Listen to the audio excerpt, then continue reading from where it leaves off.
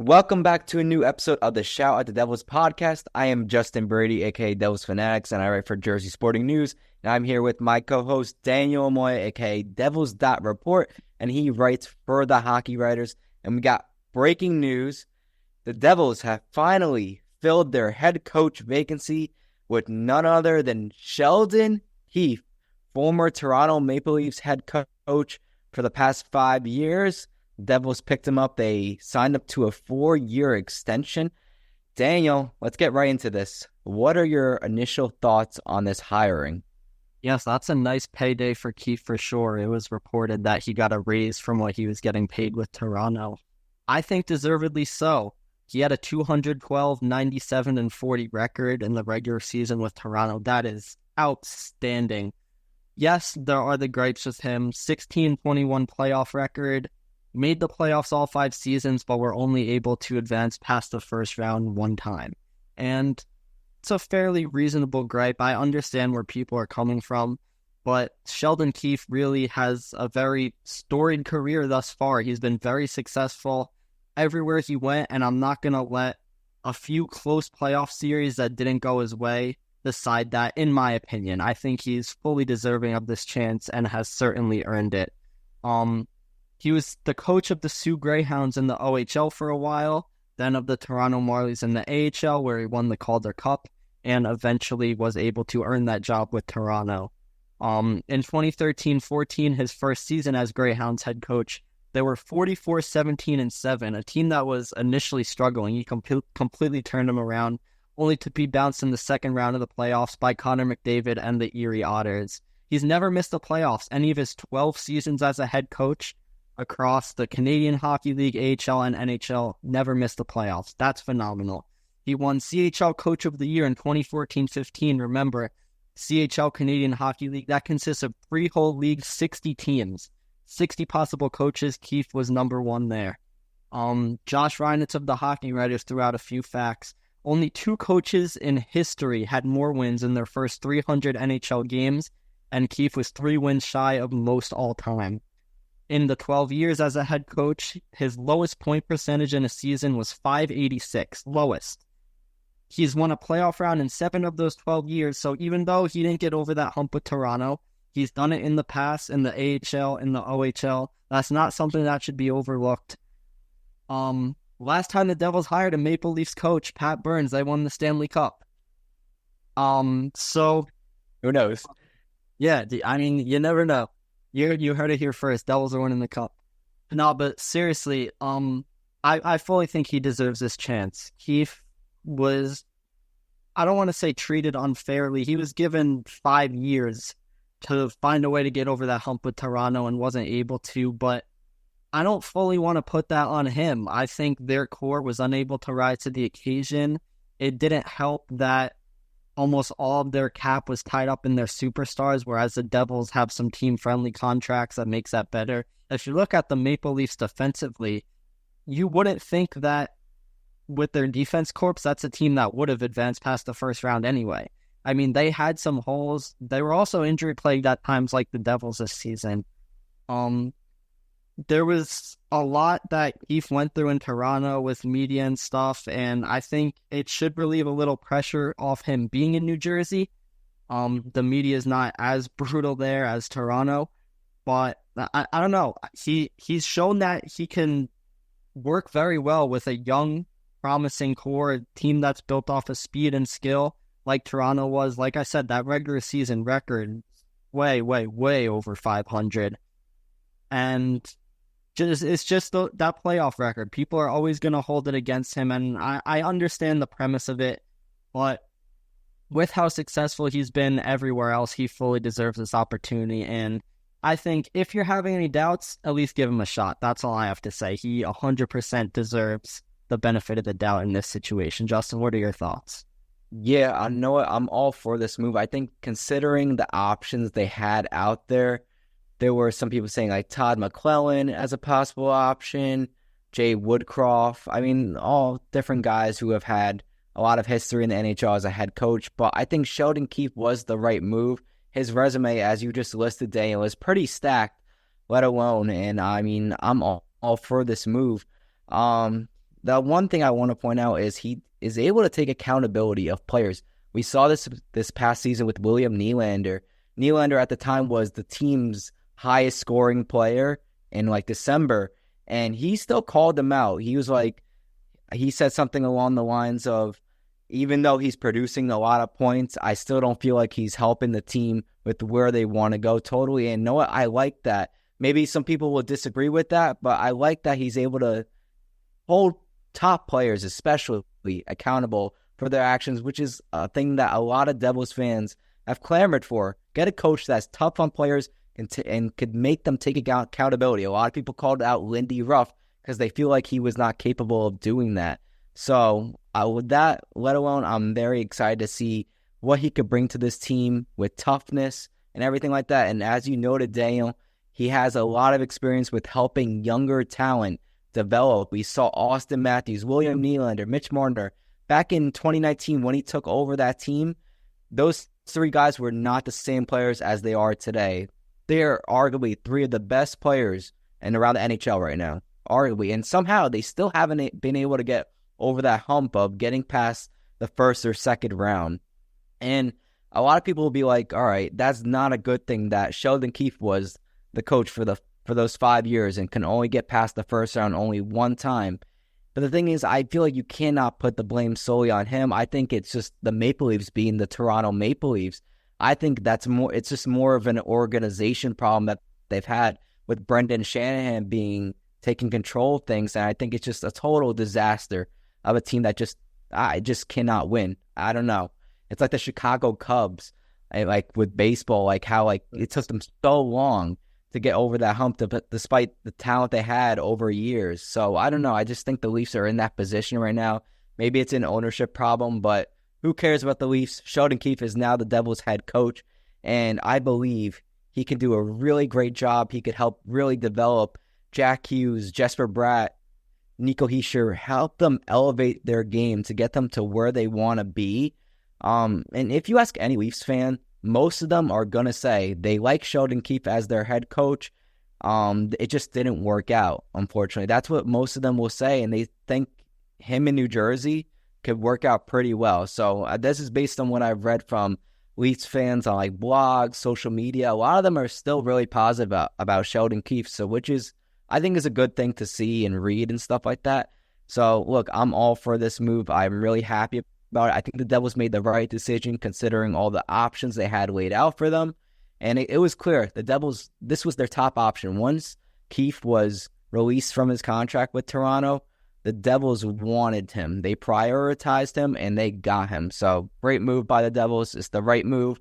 I think it's the right move to help you take a next step going into next season, hoping to at least make the playoffs and go from there. Yeah, I 100% agree. I liked your point about the accountability because I agree that's something that on an individual basis, at least to the public eye and to the media eye, the Devils have not had enough of, especially last season. Too many times that quote-unquote star players kind of got away with some stuff that other players, Alexander Holtz, would not have gotten away with. 100%. And I'm not saying you have to go, a coach has to go full on John Tortorella and bench a guy for 10 games because they made one turnover. But in the same breath, players should be held accountable and know that they're held to an equal standard, whether you're a fourth liner or a first liner, because regardless, hockey should be played a certain way. And if it's not given that effort, then you should not be rewarded for that as a result. And I don't know the full dynamics here of which Devils star players are given more of a leash than others. I mean, only internally they're going to know that. But Sheldon Keefe, like you said, has proven that he's not afraid to call someone out when need be, and that's important. I also saw a clip on Twitter of him. There was a bad call, I don't know what point in the season, and Keefe lost it. He was banging the tablet, and he like ran to the front of the bench, just like banging the boards and absolutely losing it. And you know what? I think the Devils do need some of that fire. I don't want to be like an old head here and be like they need a maniac behind the bench. But at the same time, yeah, you want someone, the players, I'm sure, want someone who's going to have their backs, who's going to have that fire, who's going to lose it when necessary. And that could end up paying dividends for them. So, like we said, regardless of your opinion, you have to at least give Keefe a shot because his resume is superb. And it's not like the Maple Leafs have been getting swept in these playoff series. How many of them came down to a game 7? Yep, a lot. It's really so many times one bounce could have completely changed the story of really his entire coaching tenure. So I'm not going to completely hold that off him. I think it's completely unfair too. And I understand why some Leafs fans would be skeptical, would be unhappy with it because that's their team. And they're obviously going to be frustrated with how the outcome has continued to go with Keefe at the helm. But the regular season success is there. In every other team he's coached, the success has been there. And like we said, he has success with a younger core in the past. People forget how young this Devils team is. I mean, even guys like Nico Hischier aren't even close to hitting 30 years old yet. I mean, you could argue he hasn't even hit his prime yet, and him and Jesper Bratt are basically the longest tenured players on this Devils team. And then you take into account guys like Simon Nemec, Luke Hughes, who are only... The Maple Leafs didn't have a defensive threat like Luke Hughes on the back end. Simon Nemec has a very, very bright future. All these young guys, I would argue, more young talent in New Jersey than Toronto. And I think that's a perfect situation for Keefe. Remember, there's a reason he took the job. I can guarantee you this wasn't the only offer he got. I'm sure he had conversations with other teams. Sorry to interrupt. It was reported that a lot of teams were interested in him, and the Devils were able to get him. So I just wanted to point that out. At the end of the day, he has a say as well, and he chose New Jersey. So that in itself should be telling when, like you said, so many teams were interested. So I think it's going to be exciting. Hopefully, knock on wood for all Devils fans. He definitely has the potential to bring this team to the next level. At the very least, I mean, the Devils didn't even make the playoffs this season, so forget about playoff success. You got to get to the playoffs first. And the Devils missed by a fairly decent margin after some seriously high expectations. So I think Keefe could kind of bring them back to 2 seasons ago where they were that powerhouse, a force to be reckoned with. And I'm pretty sure all the Maple Leafs' underlying numbers were always phenomenal as well. They were a team that was usually controlling the pace, doing all the right things. And with all the young talent the Devils have, the tools are definitely there. So it should be pretty interesting. With that being said, we're going to shift gears a little here. There was some news over the past week. Kurtis MacDermid was re-signed to a 3-year deal. Justin, your thoughts? Yeah, man, I really like the signing. 3 years, you only give him $1.15 million a year. I'm totally okay with that. It's clear the Devils needed an enforcer desperately to at least protect their top players. MacDermid, I felt like, did that in his short tenure with the Devils last season.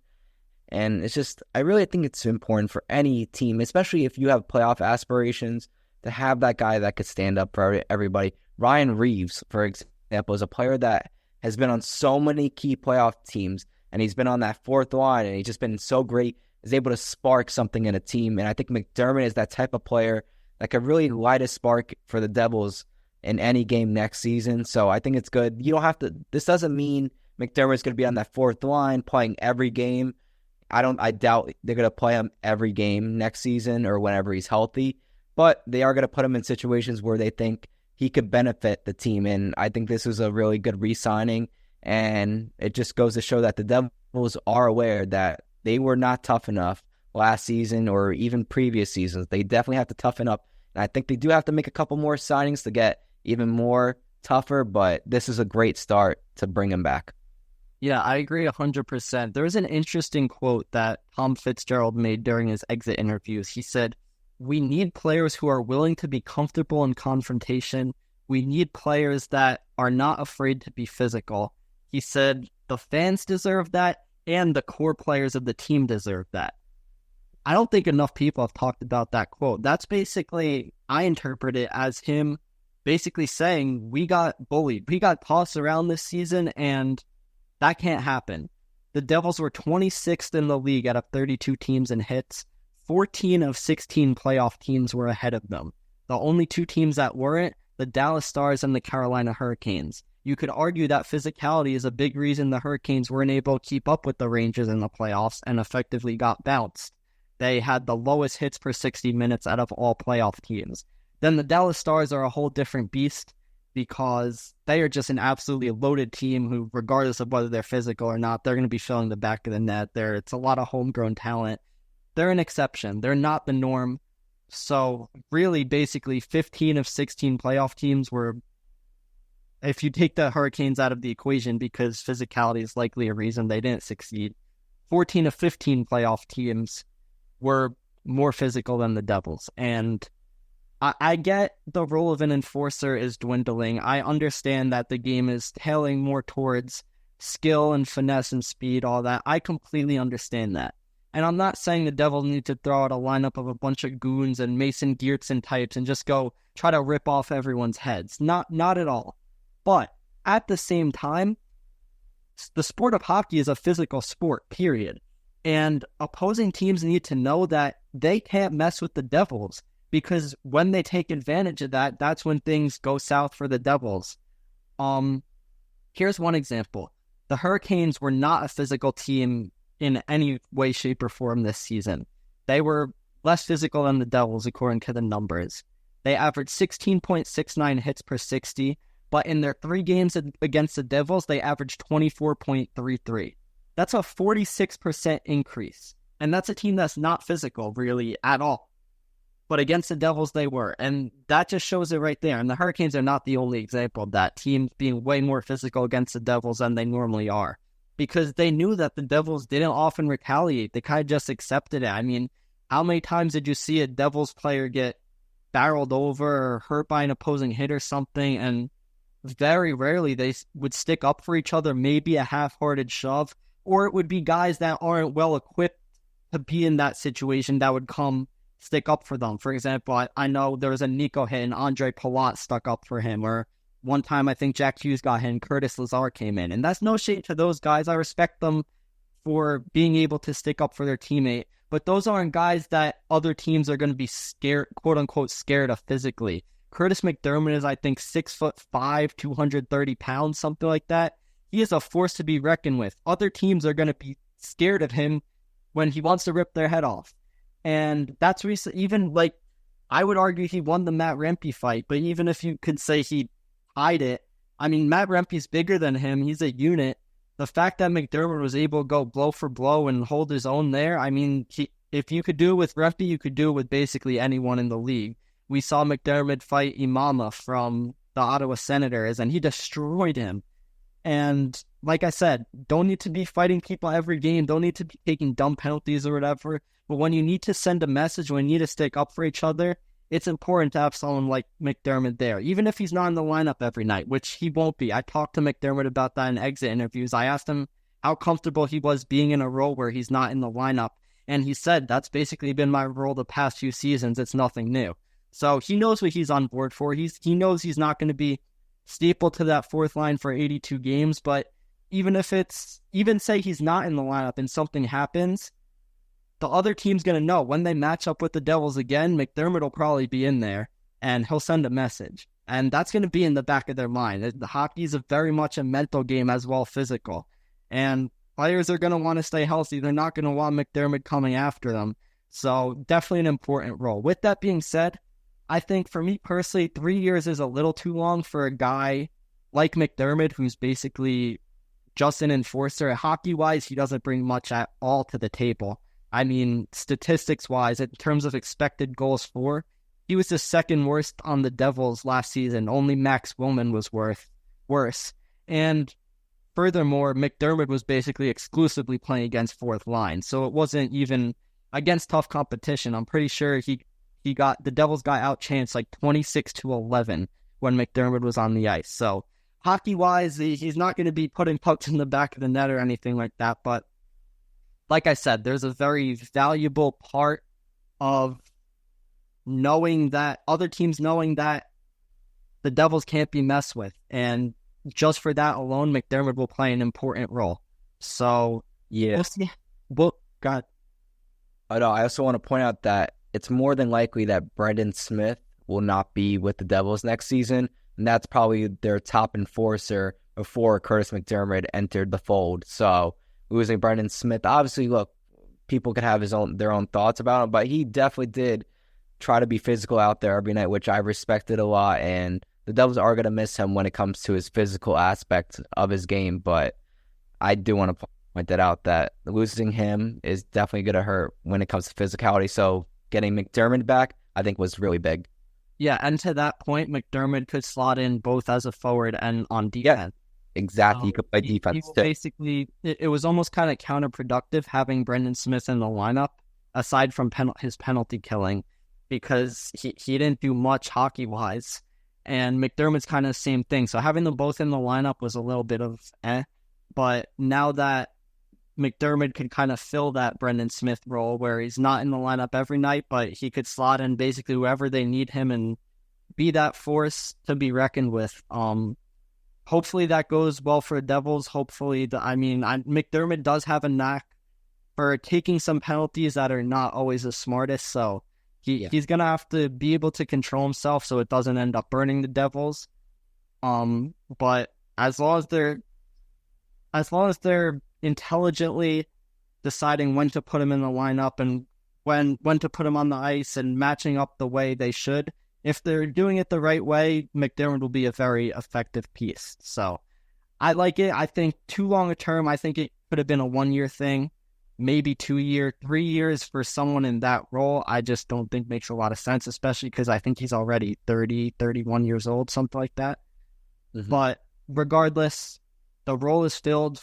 For this season alone, it's going to be very important. So Kurtis MacDermid will be feared by the opposition, and that's important for the Devils. And that's a statement right there from Tom Fitzgerald and co. The Devils can't be messed with. I mentioned that quote.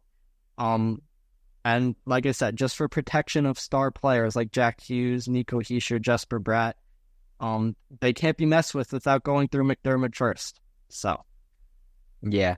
And obviously the Devils, this is just the first of many signings that they're going to make this offseason. They definitely have to make a few more re-signings, which we will get into next episode, and we'll get into detail about the players that are supposed to be free agents coming up this offseason and possible players that we want the Devils to acquire via trade or possible signing. So we'll get into that next episode. But there are still some Devil players active right now. We got 8 Devils players in the Worlds tournament right now.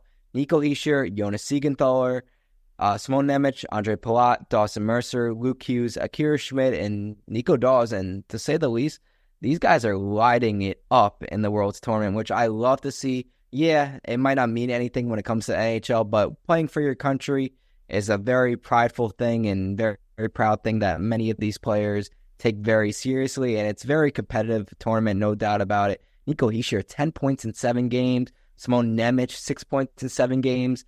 Palat, 6 points in 7 games. Luke Hughes, 5 points in 7 games. And Akira Schmidt, 3-0, 946 save percentage, and a 0.86 goals against average in his first 3 games played in the tournament. So these guys are doing really good. Love to see that, whether it means anything or not for the Devils, but I love to see that.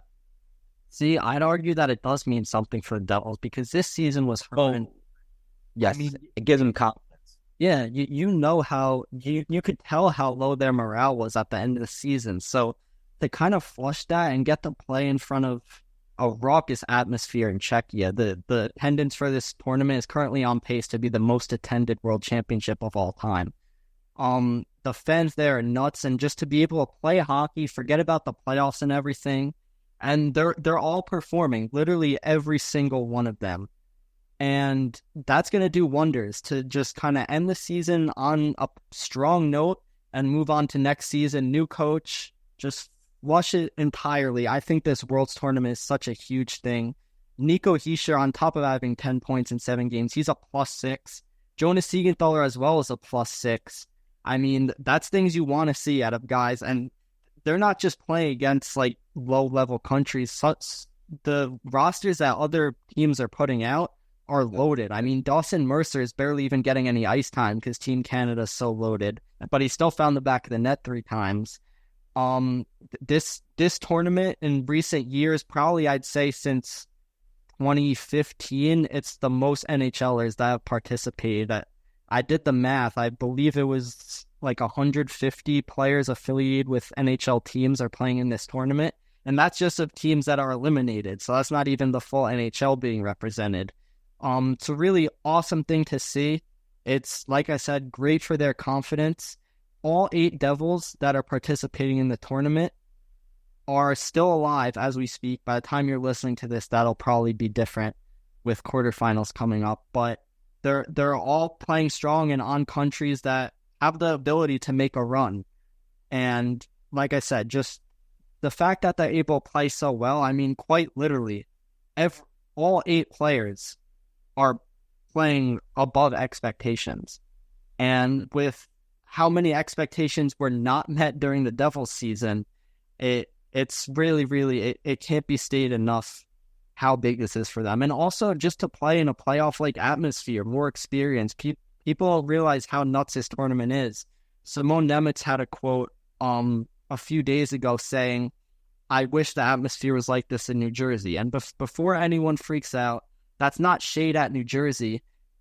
That's the fact for the entire NHL. The atmospheres in those tournaments, international tournaments, I've been to international sporting events myself, are absolutely nuts. It's nothing like sports in North America. These fans are jumping and singing and chanting literally the entire game, no matter the score. That will never happen in North America. But to play in that sort of atmosphere, I've heard the announcers say so many times, like, you can't hear the whistles when they're blown, like, you can't hear yourself think. It is absolutely ridiculous. And if you could play in front of that, you could play in any NHL building. So we see some of these atmospheres in the playoffs now are pretty raucous, but compared to international sporting events, they still pale in comparison. So any sort of hockey experience, especially on those big stages, is a huge thing. I know the tournament is very important to Europeans, not as much in North America, but to these players in the spirit of it, it's a huge thing. And it's been physical too. We've been talking about physicality.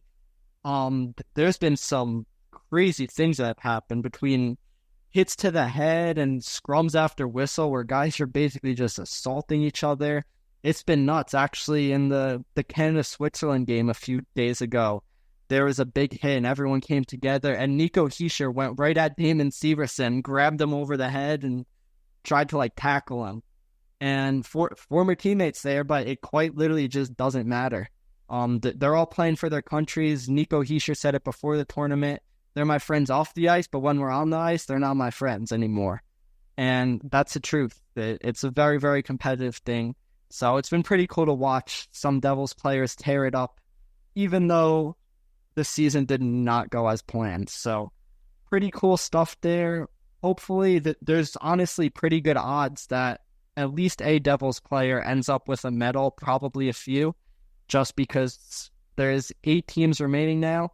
They have Switzerland, Slovakia, Czechia, Canada, and the U.S. represented. So 5 of those 8 remaining countries have New Jersey Devils players on them. And another thing, Simone Nemec, 6 points in 7 games. Really awesome to see that offense coming out of him. Andre Palat's been one of the better players for the Czechs. Like I said, just absolutely phenomenal performances. Hopefully I don't jinx any of them. By the time you're listening to this, one of them committed a horrible turnover that led to a loss or something. By the way, if any of you didn't catch the U.S.-Slovakia game in the preliminary round, if you're a Devils fan, that was phenomenal. Simone Nemec ended up scoring to put Slovakia up 3-1. They ended up going up 4-1. The U.S. stormed back. With 3 minutes left, Luke Hughes went coast to coast, exactly like his goal against Columbus, to tie it. And then in overtime, Simone Nemec's shot got deflected. Slovakia won 5-4 in overtime. Both young Devils defensemen had 2 points in the game. It was really just putting on display to the world that the Devils rookie defensemen are capable of so much more. And I think we're almost unfairly treated based on playing in roles that they shouldn't have even been playing on if injuries didn't occur. So Luke Hughes and Simone Nemec, the sky is the absolute limit for them. Simone Nemec is literally a national hero in Slovakia. I mean, I'd argue he's 19 years old right now. He's the best defenseman in their country. I'd say clear and away the best defenseman on their national team squad right now. Maybe even best player. Tomas Tatar would be the close second. But you see the way they talk about him in interviews and stuff. I follow international hockey very closely, and they absolutely love him. He is beyond a hero. He's treasured in Slovakia, and as a 19-year-old defenseman, that's something he certainly takes a lot of pride in. You've seen so much emotion coming out of Nemitz during this tournament. And like I said, 19 years old, people forget that. He was phenomenal. He held his own and then some this season.